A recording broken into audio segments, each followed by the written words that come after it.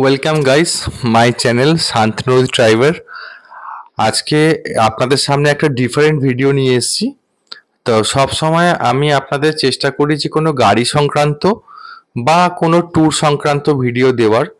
হ্যাঁ, তো আজকে ভিডিওটা একটু ডিফারেন্ট হবে। জানি আমার এটা ভিডিও, এটা আমার মানে কন্টেন্ট নয়, কিন্তু যেহেতু আমাদের সাথে এই ঘটনাটা ঘটেছে, আমরা রিয়েলাইজ করেছি ঘটনাটা, তাই আমার যে ছোট পরিবার আছে 200-250 জনের সাবস্ক্রাইবার, আর কিছু সংখ্যক লোক আমার ভিডিওটা ভালোবাসে, আমাকে দেখে, আর তাদের উদ্দেশ্যেই বলছি, বা আদার্স যদি কোনো অন্য জায়গা থেকে আপনারা ভিডিওটা দেখে থাকেন, তো আপনাদের যদি স্টোরিটা আমাদের সত্যি মনে হয় সেটাও কমেন্টে জানাবেন, বা আপনাদের যেটা রিয়েলাইজ হয়েছে এই সংক্রান্ত, যেহেতু এটা অ্যাকচুয়ালি হরর সংক্রান্ত, মানে ভূতের ভৌতিক অলৌকিক ঘটনা আমাদের সাথে ঘটে গেছে, ওই জন্যই আপনাদের সাথে এটা শেয়ার করলাম।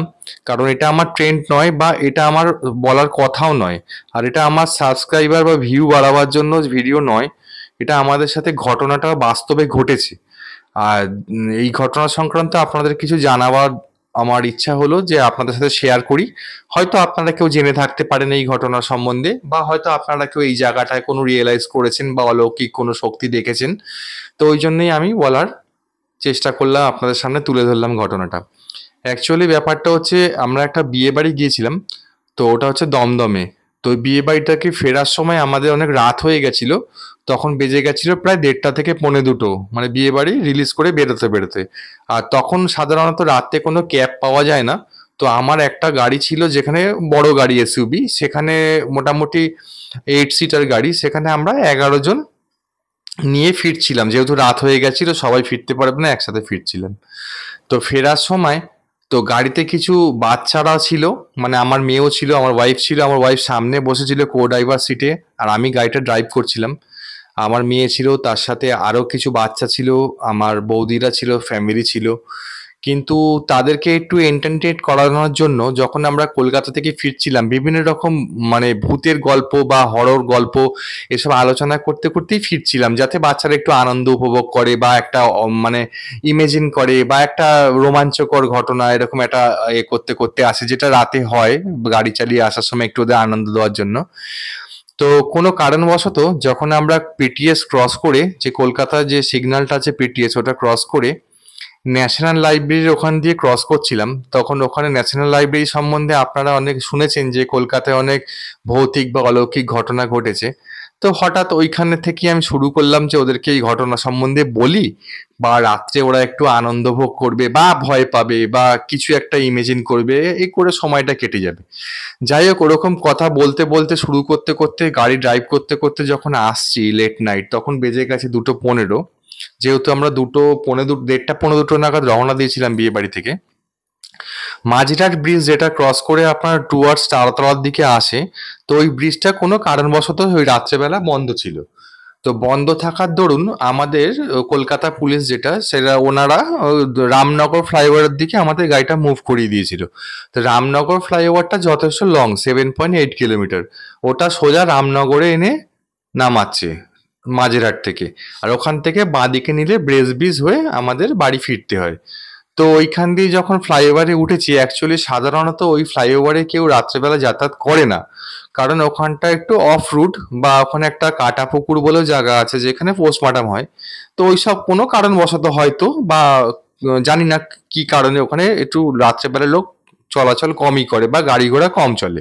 তো ওখান দিয়ে আমরা বাধ্য হয়ে ওখান দিয়ে যাতায়াত করেছি, মানে ওপরে উঠে পড়েছি ফ্লাইওভারে। তখন ওখানে আমাদের শোনা কথা, কিছু ড্রাইভার বা রাত্রেবেলা গাড়ি ড্রাইভ করে, ট্রাক ড্রাইভার বা ট্যাক্সি ড্রাইভার, তাদের মুখে শোনা কিছু কথা ছিল যে ওই ফ্লাইওভারের ওপর দিয়ে রেলিং ধরে কিছু যারা অপবিত্র আত্মা তারা হেঁটে বেড়ায়।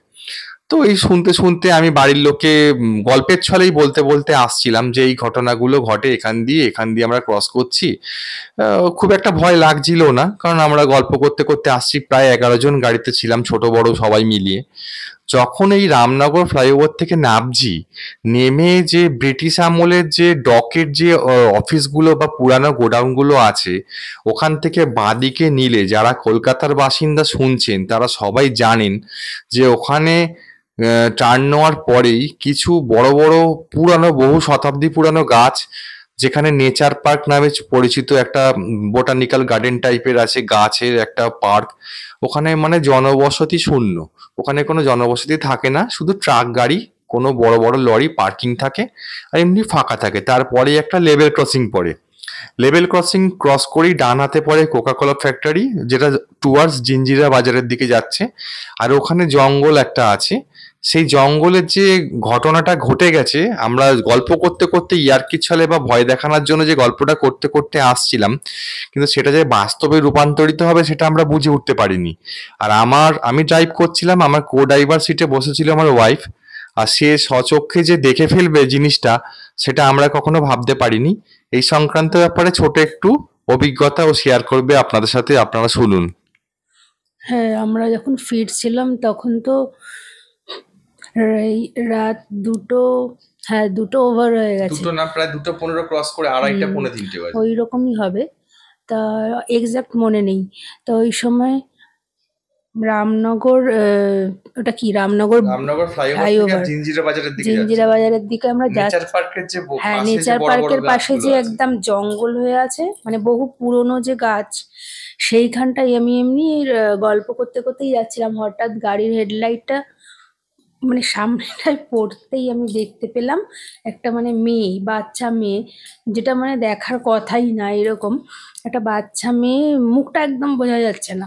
ওই একটা খুবই রোগা গোলাপি কালারের চুড়িদার পরা, মুখ বোঝা যাচ্ছে না, চুলটা ছাড়া। আমি তো প্রথমে বিশ্বাসই করিনি। সাধারণত ভূত বলতে তো আমরা ছোটবেলা থেকে শুনেছি যে সাদা জামা কাপড় পরবে, কিন্তু এটা গোলাপি কালারের চুড়িদার পরেছিল কেন জানি না। আর ওটা দুদিকে চুল ছাড়া ছিল বড়, কিন্তু কোনো মুখ দেখা যাচ্ছিল না। গাড়ির সামনে দিয়ে ক্রস করলো, আর যারা বাকি পার্সন বসেছিল গাড়ির পেছন দিকটায়, আর তারা তো ঠিক ফ্রন্টটা দেখতে পায় না। আমরা তো ফ্রন্টের সামনে আছি, আমি ড্রাইভিং করছিলাম আর কো ড্রাইভার সিটে ও বসেছিল। আমরা সামনে থেকে জিনিসটা দেখতে পেয়েছি, ফার্স্ট ও দেখতে পেয়েছে। তারপর কিউরিওসিটি বশত আমরা গাড়িটা একটু সামান্য বাঁদিকে মুভ করে হেডলাইটটা ফেলে দেখার চেষ্টা করেছিলাম যে রাত্রেবেলা কি কেউ কোনো বিপদে পড়ে ওইদিকে দৌড়ে গেল জঙ্গলের দিকে না কিছু।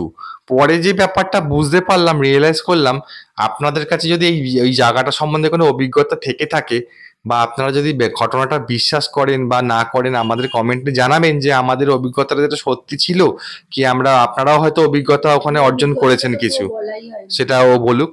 এবারে আমি তো হঠাৎ করে ওরকম দেখে অবাক হয়ে গেলাম। তা কোনোদিন এর আগে তো দেখিনি এই ধরনের ঘটনা, ভেবেছি এমনি কোনো মেয়ে হবে, তারপর দেখলাম না, ওটা সত্যি একটু অন্য ব্যাপার ছিল। তা হঠাৎ করে মেয়েটা অনেকক্ষণ ধরেই দেখতে পেয়েছি, মানে হঠাৎ একবার দেখা দিয়েছে তা না, অনেকক্ষণ ধরেই ছিল।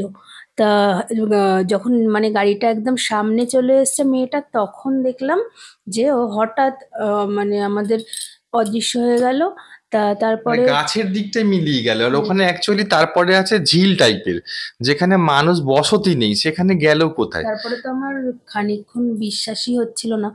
তার আতঙ্কে পুরো রাস্তাটা আসছিলাম, আর কাউকে যেহেতু বলতেও আমাদের পারিনি। গাড়ির মধ্যে ঠাকুর বসানো আছে, সেই ঠাকুরের আশীর্বাদেই হয়তো আমাদের কোনো ক্ষতি হয়নি, বা আমাদের মনে একটা সাহস বা অর্জন করার চেষ্টা করেছিলাম যে ওই জায়গাটা কোনো মতে স্লো করেছিলাম জিনিসটা জানার জন্য বা কিছু কিউরিওসিটি বশত, কিন্তু ওটাকে ক্রস করে চলে আসার চেষ্টা করে আমরা পুরো ক্রস করে রাস্তাটা এসেছি। আমরা একটা আতঙ্কে ছিলাম যতক্ষণ, আর অত রাত্রে কাউকে বলতেও পারিনি, পরের দিন সবাইকে জানাই।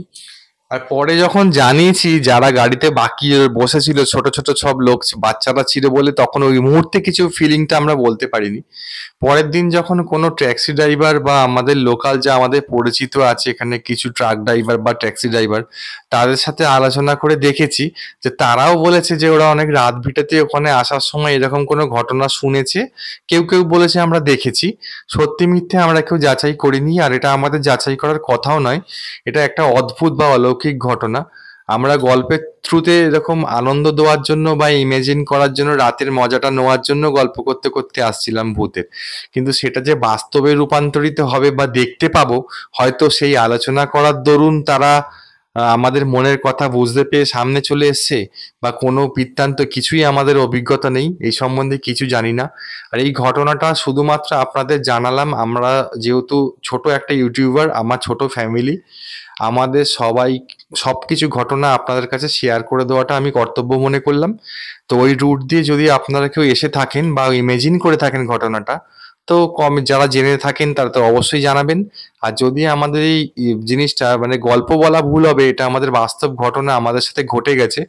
তো ওটা আমরা দেখেছি একদম স্বচক্ষে। তো হয়তো গাড়িতে আমার বজরংবলী ঠাকুর যারা মানেন তারা জানেন আমার বসানো ছিল, হয়তো আমাদের কোনো ক্ষতি হয়নি কিছু, এটা কিন্তু ওটা আমার যেকোনো ফিল কেউই, করতে পেরেছি। এটা এত রাত্রে যেকোনো কেউ যদি ওরকম রাস্তায় হঠাৎ দেখে তো ভয় পেয়ে যাবে ন্যাচারালি এটা। আর যখন নেগেটিভ পজিটিভ এনার্জি থাকে পৃথিবীতে, নিশ্চয়ই তার নেগেটিভ এনার্জিও থাকে। তা ওনারা যে এরকম ভাবে আমাদের দর্শন দিয়ে ফেলবে সেটা আমরা কখনো ভাবতে পারিনি। তো আমি মনে করলাম এটা শুধু ভিউ বাড়ানোর কোনো আমাদের মোটিভেশন নেই, কারণ আপনারা ভালো করে যারা আমার চ্যানেল ফলো করেন তারা জানেন যে এই সংক্রান্ত ব্যাপারে আমার কোনো অভিজ্ঞতা বা ভিডিও আমি দিই না, কিন্তু আমাদের সাথে এটা সত্যি বাস্তব কথা ঘটে গেছে, তাই আমরা দেখে ফেলেছি। আর আপনারা যাতে বুঝতে পারেন যে এই ঘটনাগুলো এরকম ঘটে বা এই সংক্রান্ত ব্যাপারে যারা জানার আগ্রহ আছে তাদের অবশ্যই শুনে হয়তো ব্যাপারটা বুঝতে পারবেন। যদি আমাদের এই রিয়েল স্টোরিটা একটু ভালো লেগে থাকে আপনারা লাইক করবেন, চ্যানেলটা সাবস্ক্রাইব করবেন। আর আমরা পরবর্তীকালে তো অন্য ভিডিও নিয়ে আসবো, কিন্তু এই ভিডিওটা আমাদের পুরো রিয়েল, আর এটা কোনো এডিটিং নয়, এটা কোনো থাম্বনেল কিছুই দেব না, এটা ভিডিও আপনাদের সামনে তুলে ধরছি। কারণ এই অভিজ্ঞতাটা হওয়ার পরে আমার মনে হয়েছিল যে আপনাদের সাথে শেয়ার করি, ওই জন্যই ঘটনাটা শেয়ার করলাম। যদি একটু ভালো লেগে থাকে সাবস্ক্রাইব করবেন।